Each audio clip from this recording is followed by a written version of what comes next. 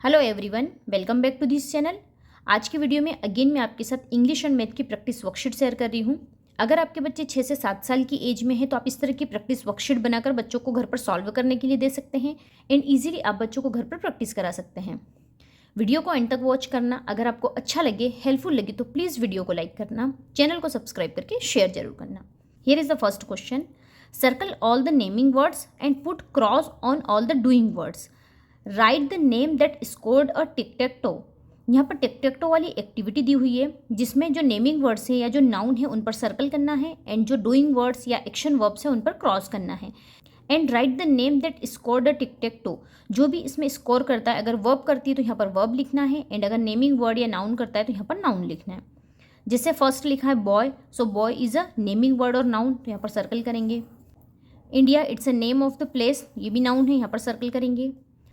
Dance, it's action verb या doing word, तो इस पर क्रॉस करेंगे। रन, इट्स एक्शन वर्ब, यहाँ पर भी क्रॉस करेंगे। नेक्स्ट है mother, mother it's a name of a person, तो ये भी हुआ नाउन, तो यहाँ पर सर्कल करेंगे। प्ले, इट्स एक्शन वर्ब, यहाँ पर क्रॉस करेंगे। रेस, इट्स एक्शन वर्ब, यहाँ पर क्रॉस करेंगे। Tree, it's a name of a thing, तो ये भी नाउन हुआ, यहाँ पर सर्कल करेंगे। नेक्स्ट है डॉग, सो ये भी हुआ नाउन, तो यहाँ पर सर्कल करेंगे। यहाँ पर स्कोर किया है नाउन ने, तो हम यहाँ पर लिखेंगे नाउन या नेमिंग वर्ड। सेम ऐसे ही एक और एक्टिविटी यहाँ पर दी हुई है। जैसे यहाँ पर लिखा है table, it's a name of a thing, तो यहाँ पर सर्कल करेंगे। Eat, it's a action verb या डूइंग वर्ड, तो यहाँ क्रॉस करेंगे। Cry, it's action verb. Bear, it's a name of a animal. Sing, it's action verb. Next है body, ये हुई नाउन, तो इस पर सर्कल करेंगे। Laugh, it's action verb. Baby, it's a noun and jump, it's action verb. तो यहाँ पर विन हुआ वर्ब, यहाँ पर है क्राई, सिंग एंड लाफ, ये एक सीक्वेंस में आ रहे हैं, तो यहाँ पर लिखेंगे हम वर्ब या फिर एक्शन वर्ब या फिर डूइंग वर्ड। तो इस तरह से आप बच्चों को एक्शन वर्ब एंड नाउन की प्रैक्टिस करा सकते हैं एंड इस तरह की एक डिफरेंट एक्टिविटी आप बच्चों को जब करने के लिए देंगे तो बच्चे काफ़ी इंटरेस्ट के साथ करेंगे एंड बच्चों को वैसे भी टिक टेक टो वाली एक्टिविटी काफ़ी अच्छी लगती है। तो आप इस तरह से बच्चों को नाउन एंड एक्शन वर्ब्स को ईजिली लर्न करा सकते हैं, प्रैक्टिस करा सकते हैं। Here is a next question. How many words you can make using only the letters in the word. यहाँ पर कुछ लेटर्स लिखे हुए हैं, जैसे यहाँ पर लिखा है NATE THEGREAT। सो यहाँ पर ये वर्ड लिखा है net the great. In word का यूज़ करना है या इन लेटर्स का यूज़ करना है एंड कितने डिफरेंट काइंड्स ऑफ वर्ड्स हम बना सकते हैं। तो आप बच्चों को ये एक्टिविटी करने के लिए दे सकते हैं। यहाँ पर बना सकते हैं 88, तो यहाँ लिखेंगे 8। नेक्स्ट हो सकता है HE ही, तो यहाँ पर लिखेंगे ही। उसके अलावा EAT ईट, यहाँ लिखेंगे ईट। उसके अलावा हम लिख सकते हैं ARER, it's a site word, तो यहाँ पर लिखना है आर। उसके अलावा लिख सकते हैं TEA टी, तो यहाँ पर लिख सकते हैं टी। नेक्स्ट हो सकता है HEAT हीट, तो यहाँ पर लिख सकते हैं हम हीट। उसके अलावा हम लिख सकते हैं EARTH अर्थ, तो यहाँ पर अर्थ का स्पेलिंग लिख सकते हैं। उसके अलावा जैसे HAT हेड, तो यहाँ पर लिखेंगे हेड। इस तरह से आप बच्चों को कोई भी लेटर्स लिखकर इस तरह से वर्ड्स बनाने के लिए दे सकते हैं। काफ़ी अच्छी एक्टिविटी है एंड बच्चे काफ़ी इंटरेस्ट के साथ करते हैं। तो आप इस तरह की एक्टिविटी भी बच्चों की एक्टिविटी शीट में इंक्लूड कर सकते हैं जिससे बच्चे न्यू वर्ड्स लर्न करते हैं। तो आप इस तरह से बच्चों को करने के लिए दे सकते हैं। Here is the next question. Right the verbs in the correct column. यहाँ पर 2 कॉलम दिए हैं। यहाँ पर लिखा है नाउ और प्रेजेंट एंड यहाँ पर लिखा है इन द पास्ट। सो जो भी प्रेजेंट वाली वर्ब्स है उन्हें यहाँ लिखना है एंड जो पास्ट वर्ब्स है उन्हें यहाँ पर लिखना है। प्रेजेंट एंड पास्ट वर्ब्स बच्चों को ग्रेड 1 एंड ग्रेड 2 में पढ़ाई जाती है, तो आप इस तरह से बच्चों को एक्टिविटी करने के लिए दे सकते हैं। फर्स्ट है play, so play is a action verb, तो ये प्रेजेंट की एक्शन वर्ब को शो कर रहा है या पास्ट की, सो प्ले आएगा प्रेजेंट एक्शन वर्ब में, तो यहाँ पर आएगा प्ले।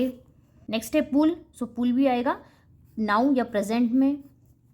नेक्स्ट है बाग्ड, जहाँ पर भी हम किसी भी वर्ब में ईडी का यूज़ करते हैं एंड में तो वो पास्ट टेंस में हो जाता है, तो जैसे यहाँ लिखा है बाग्ड, तो यहाँ पर लिखना है पास्ट टेंस में। नेक्स्ट है जम्प्ड, यहाँ पर भी ईडी का यूज़ है, इट मीन्स ये आएगा पास्ट टेंस में। नेक्स्ट है वॉक, सो वॉक आएगा प्रेजेंट वर्ब में। नेक्स्ट है डांस्ड, यहाँ पर भी ईडी का यूज़ है, इट मीन्स ये आएगा पास्ट में, तो हम यहाँ लिखेंगे पास्ट में डांस्ड। नेक्स्ट है लाफ, सो लाफ आएगा प्रेजेंट में, तो हम यहाँ पर लिखेंगे लाफ। नेक्स्ट है लिव्ड, अगेन यहाँ पर ईडी का यूज़ है, इट मीन्स ये आएगा पास्ट टेंस में, यहाँ लिखेंगे लिव्ड। लिसन, लिसन आएगा प्रेजेंट में, यहाँ लिखेंगे लिसन। एंड लुक्ड, अगेन यहाँ पर ईडी का यूज़ है, तो यहाँ पर लिखेंगे लुक्ड। ग्रेड 1 एंड ग्रेड 2 में बच्चों को पास्ट टेंस को आइडेंटिफाई करना इसी तरह से सिखाया जाता है। जिस भी वर्ब के एंड में ईडी का यूज़ किया है वो पास्ट टेंस में होती है। तो इस तरह से बच्चों को सिखाया जाता है ना, आप इस तरह से बच्चों को प्रैक्टिस करने के लिए दे सकते हैं। Here is the next question, right any 10 describing words that you can use for describe your self. आप बच्चों को इस तरह से भी करने के लिए दे सकते हैं। डिस्क्राइबिंग वर्ड्स बच्चों को आना जरूरी होता है। अगर बच्चों को डिस्क्राइबिंग वर्ड्स आएंगे तो वो किसी भी चीज़ को डिस्क्राइब कर सकते हैं, एक्सप्लेन कर सकते हैं। आप ये एक्टिविटी करने के लिए बच्चों को जरूर दें। इसमें आप डिस्क्राइब योर सेल्फ की जगह आप describe your house, describe your school, describe tree, किसी भी वर्ड को डिस्क्राइब करने के लिए, किसी भी चीज़ को डिस्क्राइब करने के लिए आप बच्चों को डिस्क्राइबिंग वर्ड्स लिखने के लिए दे सकते हैं। इससे बच्चे एक्सप्लेन करना सीखते हैं किन वर्ड्स का हम यूज़ कर सकते हैं एक्सप्लेन करने के लिए। तो आप इस तरह से बच्चों को करने के लिए दे सकते हैं। जैसे for example explain your self मतलब खुद को एक्सप्लेन करना है, तो उसके लिए बच्चे लिख सकते हैं ब्यूटीफुल, नेक्स्ट लिख सकते हैं टॉल, स्मॉल, या किसी कलर का यूज़ करके भी सेंटेंस बनाते हैं। जैसे body colour, hair colour, different colours का हम यूज़ कर सकते हैं डिस्क्राइब करने के लिए। हम नंबर्स का यूज़ कर सकते हैं डिस्क्राइब करने के लिए। तो इस तरह से बच्चों को आप कोई भी 10 डिस्क्राइबिंग वर्ड्स या 5 डिस्क्राइबिंग वर्ड्स आप बच्चों को लिखने के लिए दे सकते हैं। एंड इस तरह से आप बच्चों को डिस्क्राइबिंग वर्ड्स की प्रैक्टिस करा सकते हैं। एंड किसी भी वर्ड को एक्सप्लेन करने के लिए न्यू वर्ड्स आप बच्चों को समझा सकते हैं। Here is the next question, colour the following 2D shapes. यहाँ पर कुछ शेप्स के नेम दिए हुए हैं एंड कुछ कलर कोड दिए हुए हैं। जैसे हेक्सागोन को ब्राउन कलर करना है, octagon blue, parallelogram pink, pentagon green, rectangle yellow, trapezoid orange, rhombus purple, square red and triangle black. तो यहाँ पर जो कलर कोड दिए हैं उनके अकॉर्डिंग बच्चों को यहाँ पर कलर करना है। कुछ शेप्स जैसे सर्कल, स्क्वायर, रेक्टेंगल, ट्राइंगल ये बच्चों को किंडरगार्टन में पढ़ा दिए जाते हैं एंड बच्चों को ये आते हैं। लेकिन कुछ और शेप्स जैसे parallelogram, trapezoid, octagon, pentagon, hexagon ये वर्ड्स या ये शेप्स बच्चों को ग्रेड 1 एंड ग्रेड 2 में पढ़ाए जाते हैं। तो आप इस तरह से बच्चों को प्रैक्टिस करने के लिए दे सकते हैं एंड ईजिली इस तरह से आप बच्चों को शेप्स के नेम लर्न करा सकते हैं। जैसे फर्स्ट दिया है हेक्सागोन, सो बच्चे को पहले हेक्सागोन को फाइंड करना है। जैसे यहाँ पर है हेक्सागोन, सो हेक्सागोन को ब्राउन कलर करना है तो यहाँ पर ब्राउन कलर करेंगे। नेक्स्ट है ऑक्टागोन, सो बच्चों को पहले ऑक्टागोन को फाइंड करना है। जैसे ऑक्टागोन दिया है यहाँ पर तो हम यहाँ पर कलर करेंगे ब्लू। तो इस तरह से बच्चों को जो भी शेप्स दिए हुए हैं एंड जो उनके कलर कोड दिए हुए हैं उनके अकॉर्डिंग बच्चों को यहाँ पर कलर करने के लिए आप दे सकते हैं एंड इस तरह से आप बच्चों को शेप्स के नेम लर्न करा सकते हैं। Here is the next question, finish the number patterns. यहाँ पर कुछ नंबर्स दिए हुए हैं एंड कुछ ब्लैंक स्पेस दी हुई है। इन ब्लैंक स्पेस को इस पैटर्न को कंटिन्यू करते हुए फिल करना है। जैसे फर्स्ट है 3, 6, 9, तो यहाँ समझ आ रहा है कि 3 और 6 के बीच में 3 नंबर्स की स्पेस है। सो आगे से कंटिन्यू करना है तो यहाँ पर हमें 3 की स्किप काउंटिंग कर रहे हैं। 3, 6, 9 देन 3 स्किप काउंटिंग करेंगे तो आएगा 12, then 15, then 18 and then 21। Next है 18, 21, सो अगेन हम यहाँ पर भी 3 की स्किप काउंटिंग कर रहे हैं। 18 से 21 के बीच में 3 नंबर का स्पेस है। सो 18, 21, 24, 27, 30, 33 एंड 36। नेक्स्ट है 9, 18, सो यहाँ पर हम 9 की स्किप काउंटिंग कर रहे हैं या 9 का टेबल बच्चे बोल सकते हैं। 9, 18, 27, 36, 45, 54 एंड 63। नेक्स्ट है 40, यहाँ पर दिया है 32, यहाँ 24 एंड यहाँ पर 16। तो यहाँ पर बैकवर्ड स्किप काउंटिंग चल रही है। 40 एंड 32 के बीच 8 नंबर का स्पेस है। सो यहाँ पर जो मिडिल में नंबर आएगा उसके बीच में 4 स्किप काउंटिंग होगी। सो बैकवर्ड 4 स्किप करेंगे। सो 40 के बैकवर्ड 4 करेंगे तो आएगा 36, देन अगेन बैकवर्ड 4 करेंगे तो आएगा 32, then 28, then 24, then 20 and 16।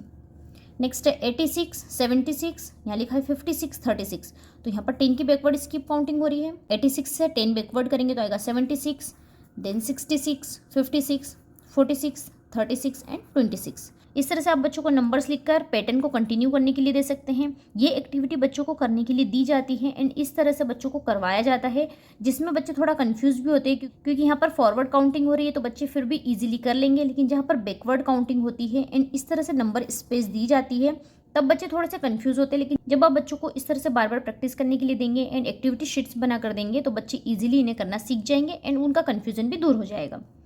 Here is the next question, draw 16 flowers dividing them equally between the flower pots. यहाँ पर बच्चों को 16 फ्लावर्स को ड्रॉ करना है बट उन्हें इक्वली डिवाइड करना है 4 पार्ट्स में या 4 पॉट्स में। तो इस तरह से बच्चों को डिवीजन से रिलेटेड क्वेश्चंस भी इंक्लूड किए जाते हैं। डिवीजन बच्चों को ग्रेड 1 में इंट्रोड्यूस करना स्टार्ट करते हैं एंड ग्रेड 2 में इस तरह से बच्चों को एक्टिविटी शीट्स के फॉर्म में करने के लिए दिए जाते हैं। तो आप इस तरह से बच्चों को प्रैक्टिस करने के लिए दे सकते हैं। जैसे यहाँ पर 4 पॉट्स बने हैं एंड यहाँ पर 16 फ्लावर्स को डिवाइड करना है। सो अगर हम 16 फ्लावर्स को 4 पॉट्स में डिवाइड करेंगे या 4 पार्ट में डिवाइड करेंगे तो हम इस तरह से लिखेंगे 16 डिवाइड बाय 4 इक्वल्स। तो अगर हम 16 को 4 पार्ट्स में डिवाइड करेंगे तो कितना आएगा? अगर बच्चों को डिवीजन आने लग गए हैं या वो कर लेते हैं तो इजीली बता देंगे 4। अगर नहीं भी आता है तो आप बच्चों की हेल्प कर सकते हैं, उन्हें समझा सकते हैं एंड आप इजीली बता सकते हैं कि अगर हम इन्हें 4 के 4 पार्ट्स में डिवाइड करेंगे तो ये 16 हो जाएगा। सो यहाँ पर रिपीटेड एडिशन के फॉर्म में भी आप बच्चों को समझा सकते हैं, रिपीटेड सब्ट्रैक्शन के फॉर्म में भी समझा सकते हैं अगर आप बच्चों को इनिशियल में इंट्रोड्यूस कर रहे हैं। तो जैसे यहाँ पर एक पॉट बना है तो अगर यहाँ पर फ्लावर ड्रॉ करना है तो यहाँ पर जैसे 4 फ्लावर्स को ड्रॉ करना है तो जैसे यहाँ पर 1 फ्लावर को ड्रॉ कर दिया, यहाँ पर 2 फ्लावर, 3 फ्लावर एंड 4 फ्लावर। तो यहाँ पर जैसे 4 फ्लावर को ड्रॉ किया, सेम ऐसे ही यहाँ पर भी बच्चों को 4 फ्लावर को ड्रॉ करना है।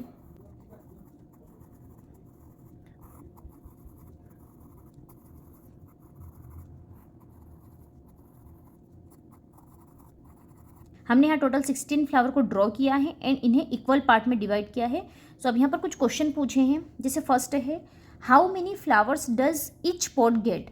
यहाँ पर ईच पॉट पर कितने फ्लावर्स आए हैं। सो हमने उन्हें जब इक्वली डिवाइड किया तो ईच पॉट पर कितने फ्लावर आए हैं? 4 फ्लावर, तो यहाँ लिखेंगे 4। नेक्स्ट है, कंप्लीट द डिवीजन प्रॉब्लम। हमने यहाँ जो डिवीजन किया है, जैसे 16 फ्लावर्स को 4 पार्ट्स में डिवाइड किया है तो कितने आए, तो यहाँ पर हमें उसे डिवीजन फैक्ट के फॉर्म में लिखना है। जैसे यहाँ लिखना है 16 फ्लावर को 4 पार्ट्स में जब डिवाइड करेंगे सो टोटल कितना आएगा? 4 4 जार 16, तो यहाँ पर आएगा 4। तो इस तरह से बच्चों को डिवीजन फैक्ट या डिवीजन प्रॉब्लम से इंट्रोड्यूस किया जाता है एंड इस तरह से आप बच्चों को एक्टिविटी करने के लिए दे सकते हैं एंड इजीली आप बच्चों को घर पर डिवीजन से इंट्रोड्यूस कर सकते हैं एंड इस तरह से एक्टिविटीज़ के फॉर्म में आप बच्चों को प्रैक्टिस करा सकते हैं। Here is the next question, right the correct time. यहाँ पर क्लॉक बनी हुई है, इन क्लॉक में जो टाइम दिया है उसके अकॉर्डिंग हैंड्स को ड्रॉ करना है।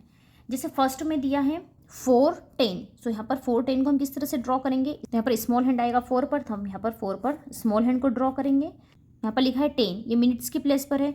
सो मिनट्स में हम 10 कहाँ पर काउंट करते हैं? ये है 5, ये है 10, ये 15, 20, 25, 30, 35, 40, 45, 50, 55 एंड 60। तो 10 कहाँ पर आएगा? 2 पर, सो हम बिग हैंड को कहाँ पर ड्रॉ करेंगे? 2 पर। सो ये हुआ 4:10। नेक्स्ट है 5:15, सो स्मॉल हैंड आएगा 5 पर एंड बिग हैंड आएगा 15, सो 15 कहाँ पर आता है? 3 पर, सो यहाँ पर बिग हैंड को ड्रॉ करेंगे। नेक्स्ट है 3:45, सो आवर में दिया है 3 एंड मिनट्स में दिया है 45। जब हम यहाँ पर हैंड्स को ड्रॉ करेंगे तो बिग हैंड आएगा 45 पर, इट मीन्स 9 पर, लेकिन जो स्मॉल हैंड है या जो आवर हैंड है वो 3 पर नहीं आएगा, वो आएगा 4 के नियर, लेकिन 3 एंड 4 के मिडिल में। इस तरह से बच्चों को करने के लिए दिया जाता है। नेक्स्ट है 7 o'clock या 7:00, तो यहाँ पर बिग स्मॉल हैंड आएगा 7 पर एंड यहाँ पर ओ क्लॉक है, इट मीन्स यहाँ पर हम 12 पर बिग हैंड को ड्रॉ करेंगे। इस तरह से बच्चों को क्लॉक से भी इंट्रोड्यूस किया जाता है, जिसमें या तो बच्चों को इस तरह से करने के लिए दिया जाता है जैसे हैंड्स ड्रॉ किए हुए हैं, जैसे यहाँ पर 8 एंड यहाँ पर बिग हैंड 2 पर है।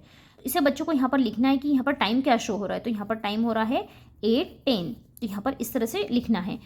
या तो इस तरह से बच्चों को दिया जाता है जिसमें हैंड्स ड्रॉ किए हुए रहते हैं एंड बच्चों को यहाँ पर टाइम लिखना रहता है, या फिर इस तरह से टाइम दिया जाता है जैसे यहाँ पर लिखा है 11:05, सो 11 पर आएगा small hand and 05 it means 1 पर आएगा बिग हैंड। तो इस तरह से बच्चों को हैंड्स को ड्रॉ करना होते हैं। इन दोनों ही तरीकों से बच्चों को टाइम एंड क्लॉक से इंट्रोड्यूस किया जाता है एंड इस तरह से बच्चों को प्रैक्टिस कराई जाती है। Here is the next question, colour the shapes that show equal parts. And यहाँ पर जो भी शेप्स इक्वल पार्ट्स में डिवाइड है उन्हें कलर करना है। फ्रिक्शन से रिलेटेड एक्टिविटी दी हुई है। ग्रेड 1 में बच्चों को फ्रिक्शन से इंट्रोड्यूस करना स्टार्ट करते हैं, जिसमें इस तरह से एक्टिविटीज बच्चों को करने के लिए दी जाती हैं एंड अपर क्लासेस में बच्चों को अच्छे से फ्रिक्शन को एक्सप्लेन किया जाता है एंड उससे रिलेटेड एक्टिविटी शीट्स करने के लिए दी जाती है। ग्रेड 1 या ग्रेड 2 में बच्चों को सिर्फ इस तरह से इक्वल पार्ट्स में ही डिवाइड करने के लिए दिया जाता है। यहाँ पर जो भी शेप्स दिए हुए हैं जो इक्वल पार्ट्स में डिवाइड है उन पर कलर करना है। जैसे फर्स्ट दिया है रोम्बस, सो रोम्बस इक्वल पार्ट्स में डिवाइड है क्योंकि ये पार्ट एंड ये पार्ट दोनों सेम है, तो यहाँ पर कलर करना है।